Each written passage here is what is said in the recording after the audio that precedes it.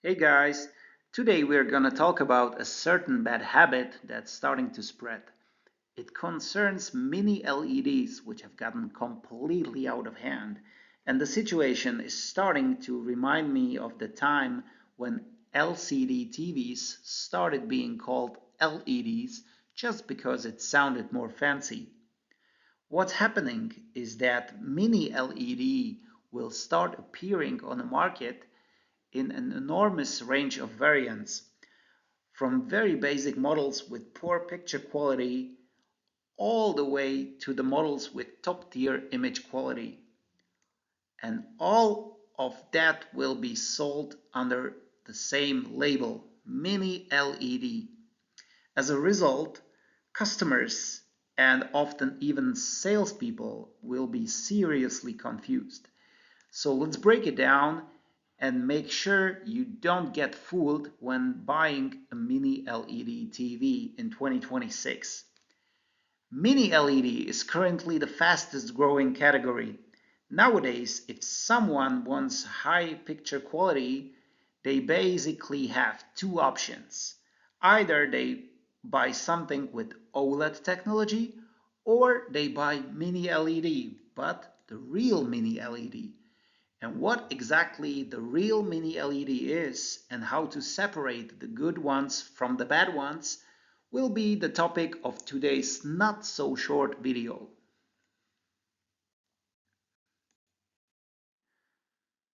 We will take a look at how mini LED came about, how it stands today, and what people generally expect from it.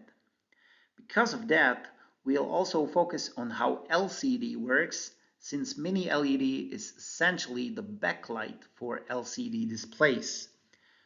We'll look at the different components involved, such as the backlight itself, the panel type, color filters, and so on. Then we'll break down the different variants of mini LED that you will see on the market this year, ranging from absolute junk models that carry the mini LED name only to confuse people, all the way to what most of you probably associate with the term backlighting, with tiny mini LEDs placed behind the panel and divided into independently dimmable zones. Since this year, we are also start seeing quite a lot of RGB based solutions on the market. We will take a look at those as well, how they differ from each other, what they actually are, and whether they even make sense at all. So, mini LED. I'll start off pretty sharply with the thing that actually created this whole extreme mess on the market. The problem is that mini LED basically doesn't have a clear definition. Yeah, it sounds stupid, but that's the reality. When you use AI, which nowadays we apparently can't even wipe our floor without, and you search for what is mini LED, you'll get an answer like this. Mini LED is an advanced backlighting technology for LCD displays that uses thousands of tiny LEDs, significantly smaller than the standard ones, to provide more precise control over brightness and contrast. By using a much higher density of these miniature lights, displays can turn off specific zones to achieve deeper blacks and higher dynamic range HDR than traditional LED backlit screens. However, this is only in the ideal case. The first mini LED in the world was released by TCL in 2019 and it was called 65X10 and it truly had thousands of diodes, 15,360 of them. These were the very beginnings of the technology. At that time, since everything was just starting, the LEDs weren't as efficient as they are today. The lenses distributing the light weren't as advanced as they are today, and the algorithms controlling the backlight behavior weren't as effective either. Because of that, each zone contained 20 diodes, resulting in 768 zones in total. It was also quite expensive when it came out. In any case, it was a mini-LED system based on LEDs placed behind the panel and divided into zones. Over time, the light control became more precise, and it was no longer necessary to have 20 diodes per zone. Later, it could work with 8 diodes, then maybe 2, and today it can even be just 1 diode per zone, which is actually the most precise and the best variant. That means thousands of LEDs are not present on all the mini-LED models. Those appear mainly in the high-end segment. Mid-range models can still perform very well with just a few hundred of mini LEDs and even fewer than 100 mini LEDs divided in 1:1 ratio in less than 100 zones can produce quite decent results if the diodes are placed behind the panel and work in independently dimmable zones. Of course, it depends on how demanding the viewer is. And the important thing is that the LEDs are behind the panel and operate in independently dimmable zones. So we can cross out the word thousands because it's not actually part of the definition. At the same time, we can also cross out the following part related to the local dimming and precise light control over brightness and contrast, which is actually the main topic of this video. The reason is that there are mini LED TVs that use edge type backlighting known as edge LED, and we will also start seeing other ordinary TVs with direct LED being marketed under the name Mini LED, even though they do not have local dimming at all. At best, they might have some pseudo marketing feature name that has nothing in common with the effectiveness of real local dimming. If you happen to know about any of these models, feel free to post them in the comments to warn others. So, local dimming, aka the capability of turning off the specific zones to achieve deeper blacks and higher dynamic range, also gets crossed out of the definition. It's not actually a requirement for a TV to be called mini LED. By crossing that out, we also remove everything related to it, and we essentially create a space in which some manufacturers will now start to maneuver. In other words, mini LED now only tells us that the diodes are small. Their placement and operation in zones is therefore just an optional feature. So what many people think may not actually be true. A lot of people have heard that mini LED is a great price to performance option or even a top tier technology that can stand proudly next to OLED and even beat certain OLED models in some areas. But that's only true for the real mini LEDs, the ones with LEDs behind the panel and operating in the independent dimming zones.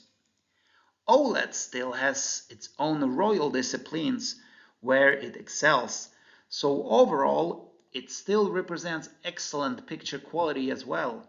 The magic of mini LED, however, is that you can also buy it in much larger screen sizes without having to sell a kidney or take out another mortgage. For example, OLED TVs are made up to 97 inches, but you probably don't want to spend that much on a TV. On the other hand, you can find a 98-inch mini LED, even the real one, I mean the one with LEDs behind the panel and independent dimming zones, for maybe a tenth of the price of that OLED, while the image quality will still be fantastic for the vast majority of viewers. But this video isn't about comparing OLED and mini LED. Let's take a look at it from a more technical perspective. An LCD has two basic components, the backlight and the LCD panel itself. The panel also has two main parts, color filters and a layer of liquid crystals. The filters determine the final image based on the light that passes through them, transforming it into final colors. Most commonly, these are RGB filters. The LCD panel contains liquid crystals. That's where the name liquid crystal display comes from. The crystals tilt under a certain voltage, which determines how much light passes through this layer into the filters. If the display wants to produce black, it tries to tilt the crystals as much as possible, similar to closing blinds. In general, panels are divided into two main families, VA and IPS. VA panels can block light more effectively when producing black. Modern VA panels, such as HVA, can achieve blacks comparable to OLEDs in terms of depth. So VA panels generally offer deep blacks and high contrast. IPS panels, on the other hand, cannot block light as well, but typically they have better viewing angles. Both types continue to evolve. For example, WHVA panels improve viewing angles, while ADS or HFS panels from the IPS family improve contrast or response times. Another key aspect is contrast, the difference between the darkest black and the brightest white. In today's HDR content, this is one of the most important factors. Models with basic LCD backlighting struggle to meet HDR requirements. Yes, they may claim HDR support, but that often just means they can read HDR metadata and adjust accordingly. But their actual capabilities in contrast, brightness, and color often fall short of true HDR performance. Edge LED and direct LED are the most basic types of backlighting. Edge LED allows manufacturers to make thinner TVs, but in terms of image quality, especially contrast and uniformity, it performs the worst. The diodes, regardless of their size, that's important, regardless of their size, are placed along the bottom edge, and light travels upward to illuminate the screen.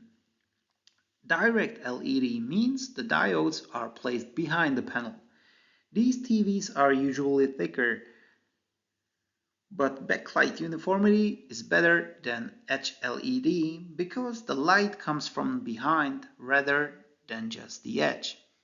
Tests, for example by ratings.com, have shown that Edge LED TVs tend to fail the fastest regardless the diode size. However, direct LED is still considered basic because all the diodes operate the same way. In terms of zones, they are all in one zone. Also, it's called global dimming. This limitation was addressed with FALT, full array local dimming, meaning a full array zone controlled backlight.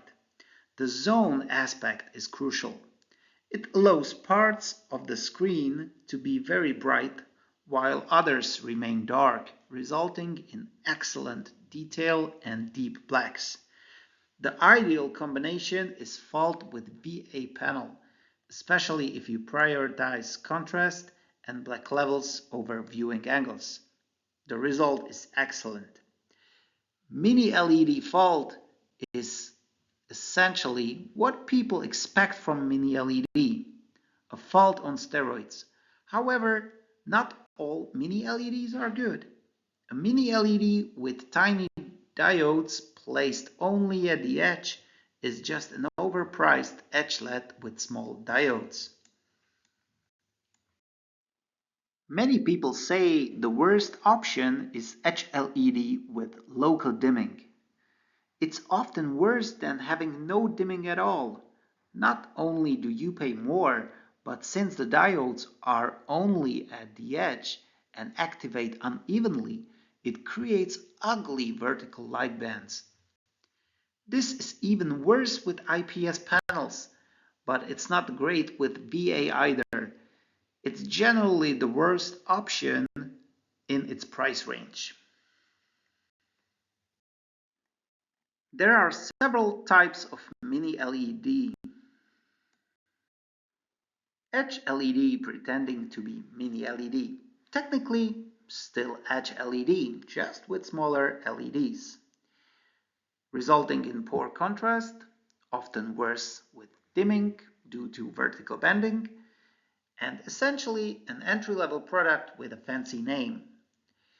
Another one is Mini LED Direct, starting to appear around 2026. So small LEDs behind the panel, but still one zone. So all of the LEDs, they work in one zone and there's no local dimming. Often the brightness is also low, something around 300 nits, and there's no real improvement in contrast or colors without quantum dot. Basically, it's a basic product marketed as mini LED. Mini LED fault without quantum dot. Rare but decent.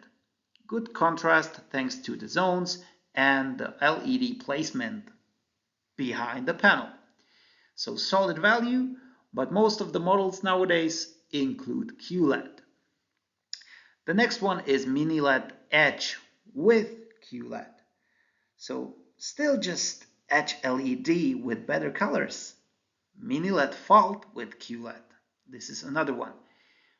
This is what most people think of as true mini LED. So small diodes behind the panel, independently dimmable zones, and QLED for better colors. Quality depends on zone count, brightness, color performance, and panel surface. This ranges from low mid-range to premium. RGB mini LED is also entering the market this year. However, what matters is how the three color diodes are implemented. Don't be misled just because it uses RGB diodes. That alone doesn't make it better than standard mini LED. If you choose RGB mini LED, make sure it has diodes behind the panel with proper zone dimming, not edge lit or single zone setups. For better understanding, the left column shows what the technology is, and the right column shows what it does. This illustrates diode placement. Top and middle, they are the mini LEDs with diodes behind the panel, and the bottom one is edge lit mini LED.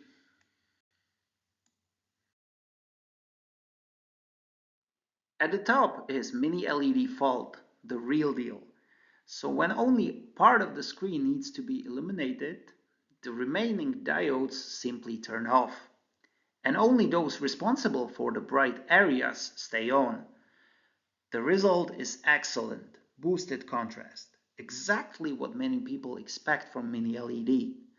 So deep blacks and high brightness in the same scene at the same time. In the middle is mini LED without dimming. So basically a standard direct LED with smaller diodes. The LCD panel still lets some light through, so dark scenes aren't great unless supported by switching off individual diodes in specific zones. And at the bottom is HLED with local dimming. Sure, there are worse things in the world like diseases, wars, but this might still make the top 10. It's extremely distracting. Light travels upward from the diodes. It's just awful. With RGB, it's the same story, just more colorful. And it doesn't matter whether it is called mini or, to sound fancier, even micro. Be careful not to confuse this with micro LED, which is an emissive technology where each subpixel produces its own light. Those TVs usually cost a lot of money and are often modular, which means they are made of tiles. Many see them as the holy grail of displays, but who knows whether a more attractive technology will appear before microLED becomes widely available in our living rooms. RGB, with diodes behind the panel and working in independently dimmable zones, if you really want RGB, is a much better choice than the complete trap that is HLED RGB mini LED. This is what it looks like, just more colorful. Edge LED is still Edge LED, regardless of diode size or color, simply bad performing.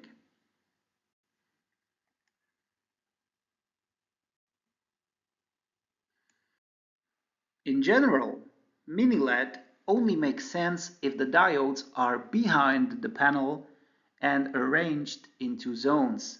The more zones, the better. On the other hand, more zones also means a higher price. Sometimes, however, an HLED mini LED costs the same as a proper mini LED with fault and zones. And in that case, the Edge version makes absolutely no sense to buy. I also mentioned QLED, and now let's properly explain it. QLED is generally a name for products that use quantum dot technology to improve colors. It's a thin optical layer made of nanoparticles, quantum dots. Video content demands keep increasing, both in brightness and color. The goal of QLED is to cover as much as possible of modern wide color gamuts like DCI-P3 and BT2020. Light from the diodes passes through the quantum dot layer, which converts it into pure white light, which then passes through the RGB filters of the LCD panel, creating the final colors. RGB works differently.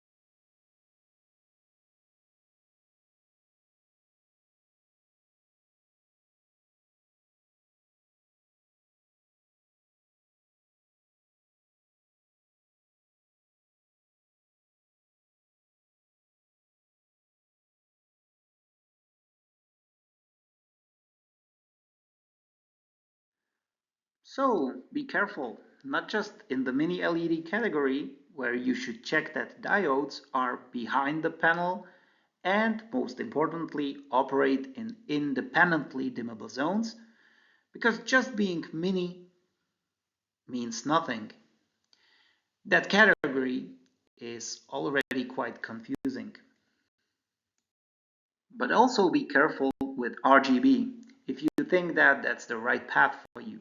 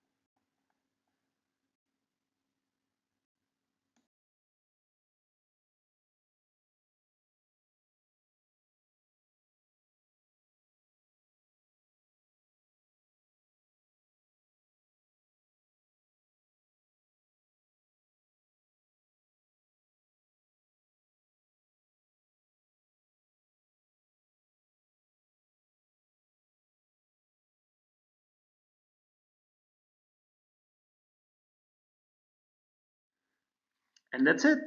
I hope you liked the video. Of course, drop a like, subscribe, boost the video, you know the drill. Feel free to write in the comments what you think, and if you need more tips, you can also check specific models to see where their diodes are and how they work. See you in the next video.